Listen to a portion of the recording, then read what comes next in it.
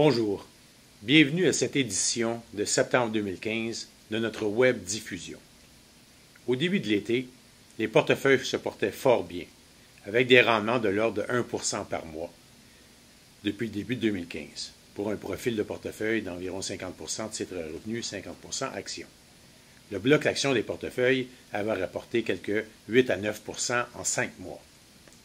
C'est alors que les inquiétudes économiques et géopolitiques se sont mises à apparaître avec plus de fréquence et plus d'intensité.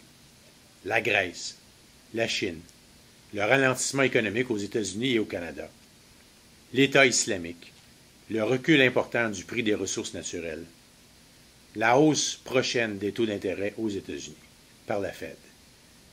Après une hausse importante des cours boursiers depuis quelques années et une volatilité très faible et un manque de correction boursière significative depuis environ 3 ans, le vase était déjà en attente de la goutte qui le ferait déborder. En fait, ce fut une pluie de gouttes.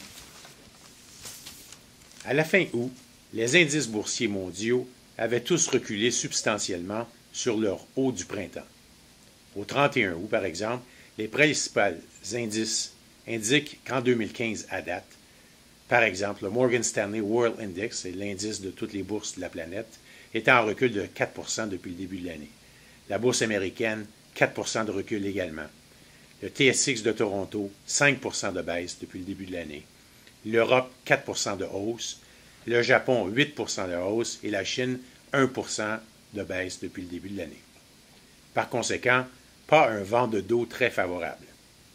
Par contre, la chute de valeur du dollar canadien, de quelque 12% contre le dollar américain et de 5% contre l'euro, ont permis à l'investisseur canadien, investi à l'étranger, un gain de change intéressant, compensant en partie l'animisme des marchés locaux internationaux et celui de la bourse canadienne.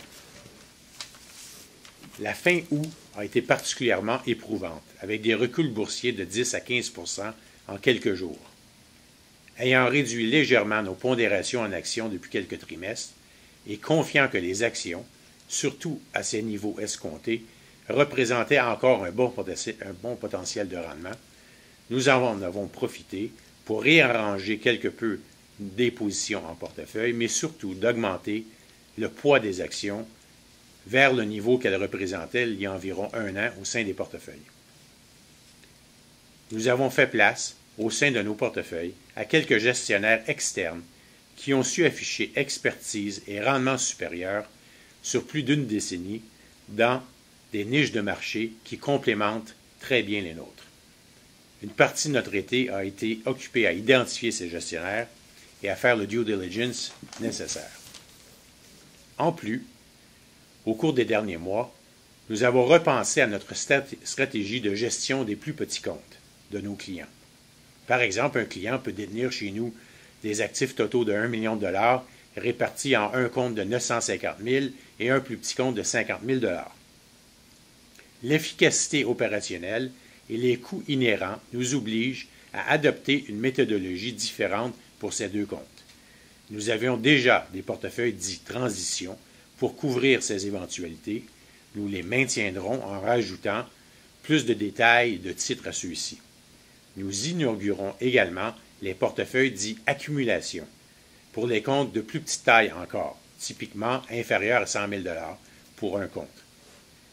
Pour ceux de nos clients à qui ça s'adresse et que ça s'applique, nous communiquerons avec vous au cours des prochains mois pour en discuter davantage. Nous sommes confiants que les données économiques mondiales iront en s'améliorer au cours des prochains trimestres et que le sentiment général du marché prendra du mieux. Nous avons raison. Si nous avons raison, l'année 2015 terminera avec des performances adéquates et aura surtout été marquée par le retour de la volatilité après que quelques années pour celle-ci en sabbatique. Merci de votre attention et de votre confiance.